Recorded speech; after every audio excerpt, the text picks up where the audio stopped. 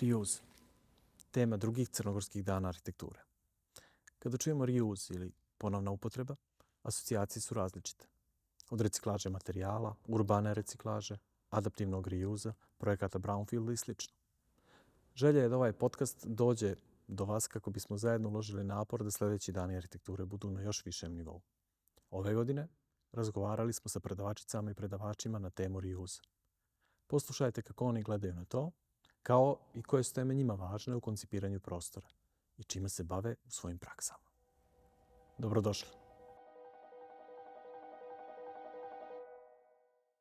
Dietsch dolazi iz londonskog studija ALA, koji je 2009. osnovala Amanda Levitt, u čijem se portfoliju nalazi Stirlingova nagrada za arhitekturu, a školovala se na čuvenoj Architectural Association u Londonu i kasnije, između ostalih, radila za Richarda Rogersa. Od osnivanja studio niže uspjeh. 2017. završili su rekonstrukcije Viktorije i Albert muzeja u Londonu, kao i novi objekat koji privlači pažnju evropske javnosti. Muzej umjetnosti, arhitekture i tehnologije ili jednostavno MAT u Lisabonu. Sa naše tačke gledišta, vjerovatno je najinteresantnije da su pobjedili na internacionalnom konkursu za objekat Filharmonije u Beogradu, koji čeka svoju realizaciju. Dietsch je partnerka u studiju i direktno je uključena u najveće poslove kojima se ALA bavi na globalnom planu. Njena posvećenost poslu je konstantna, o čemu svjedoče i rezultati. A malo će nam kroz razgovor približiti kako to izgleda voditi jednu veliku londonsku arhitektonsku praksu. Dietsch. Uživajte.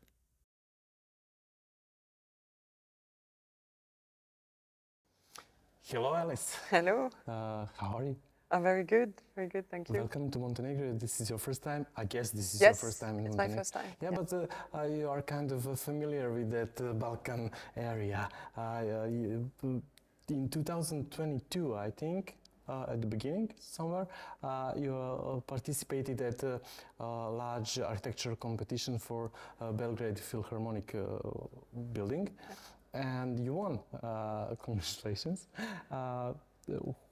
What can you talk about that whole experience doing competitions in Belgrade and also something about the proposal?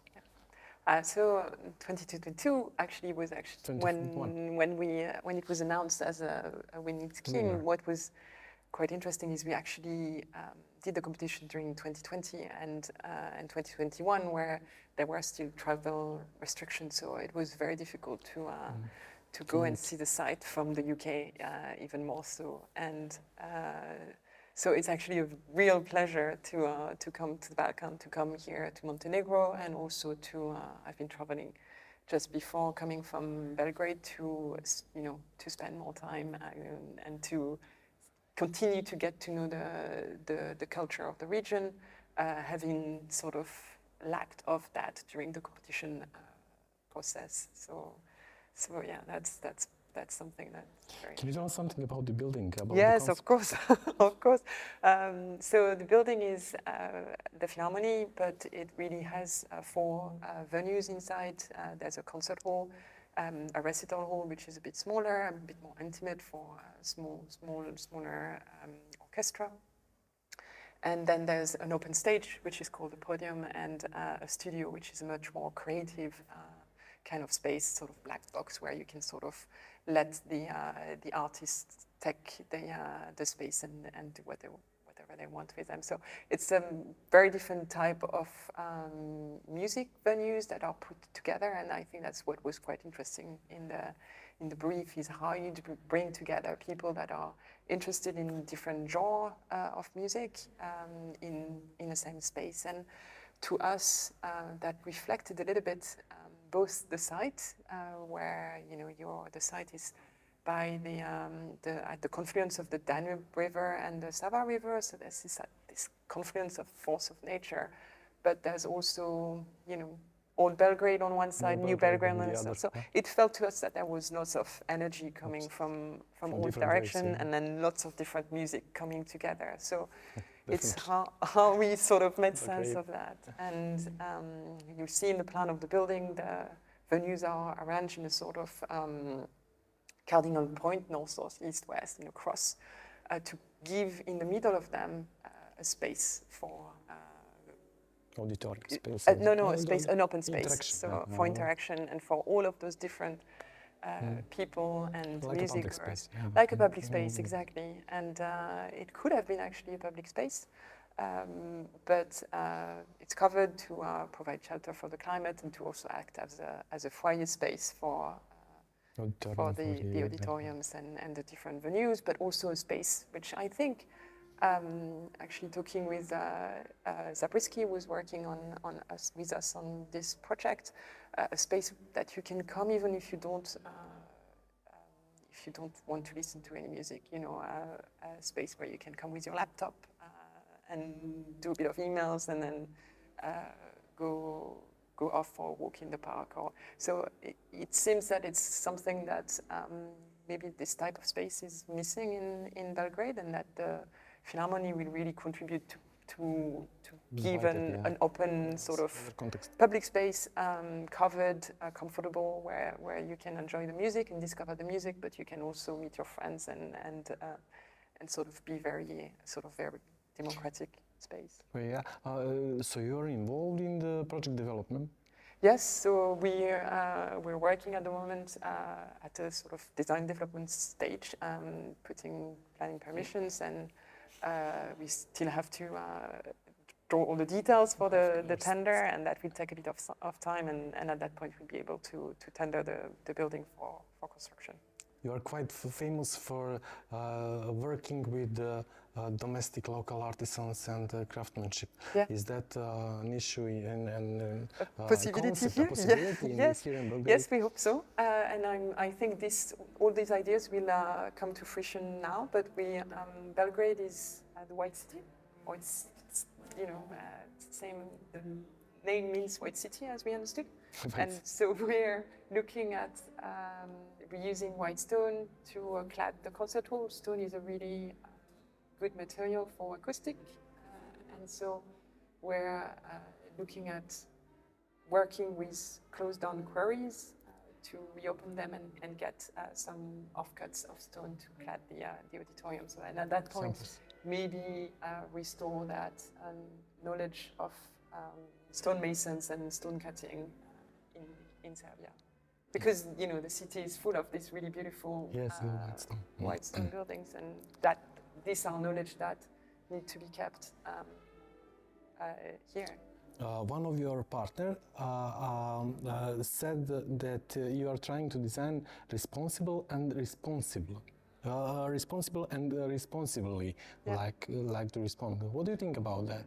Is that like that public space concept that you are trying to achieve in absolutely. I think it's part of what people now call social sustainability, but you can also use much more simple word, like it's space for everybody, or democratic space, or space where you can just enjoy, have a good time, enjoy new ways of culture, of new ways of interaction and so on. But I think also in the case of the Belgrade Concert Hall, the Belgrade Philharmony, the nature was a starting point. Just next to the site we have the Uske Park, and beyond the Uske Park the Danube River, and in the Danube River there's this island which is a sort of untouched piece of nature. And we felt a sort of responsibility towards that piece of nature that was so up against, just in friction with the city. So in order for concept, in our project, we're widening the park and bringing it closer to the city and closer to the concert hall, to have that engagement with nature and to have, a much better way of living with more nature in the cities and in this case more nature in Belgrade.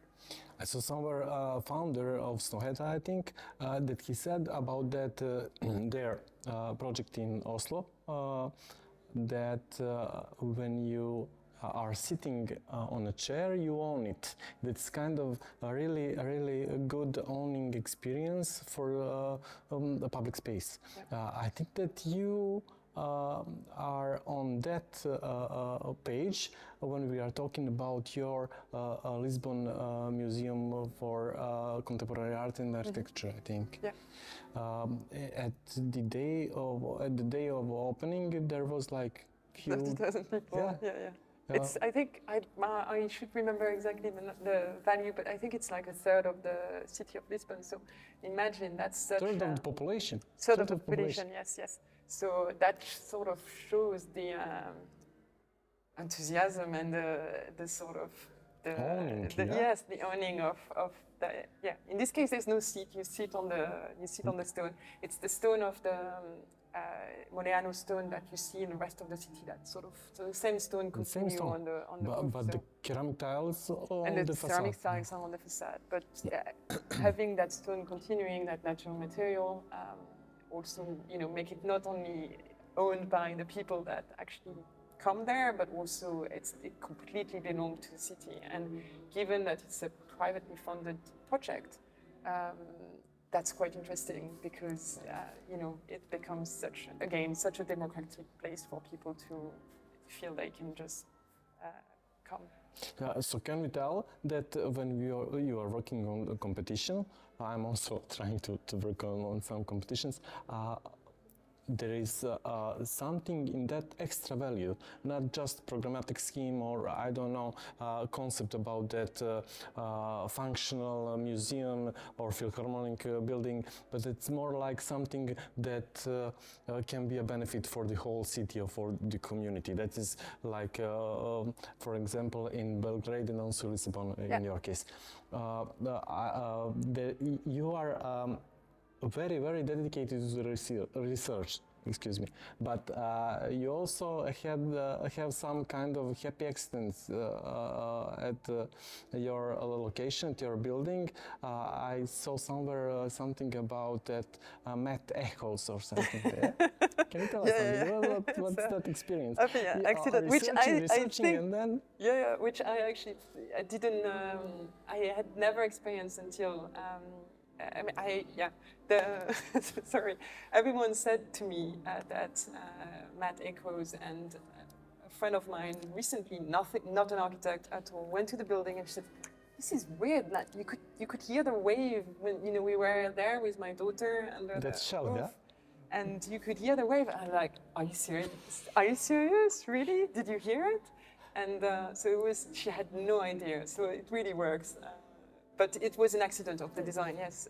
What we were trying to do is to bring the light inside the building and to bounce the light from the sun to the river, back in the sort of the sloping side of the building into the oculus inside the gallery. So we were trying to manipulate the light because the light is really quite wonderful there, sunset, this sort of orange tone and so on.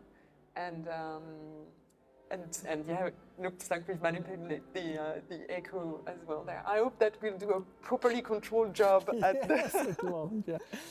in Belgrade. There is one really, for me, really special project of your office, and I don't think that Montenegro audience had the opportunity to see it today. That is Maggie Day's Center, Day's Care. Yeah. I'm sorry. It is quite important for me because you were dealing there with something that is not so pretty, beautiful location like in Lisbon or in Belgrade, but something that is parking lots not so special. And also there is kind of sensitive theme, Maggie Day's Center, you can tell what are they doing actually. What kind of architectural landscape tools did you use in that situation?